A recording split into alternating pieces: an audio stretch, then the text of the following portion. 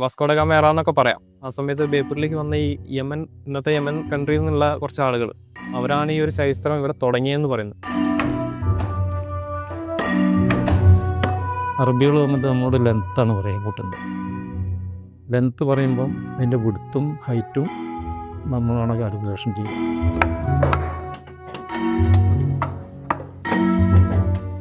ഭിത്തിയിൽ എന്ന് പറഞ്ഞ ഒന്നുണ്ട്, ബൂം എന്ന് പറഞ്ഞുണ്ട്. ഒരുപാട് സാമ്പിളൊക്കെ ചെയ്യുന്ന ആൾക്കാരാണ്. മോഡല് വേറെ അത് കാണിച്ചു തരും. അപ്പോൾ അതിൽ ഏകദേശം മനസ്സിലാവും.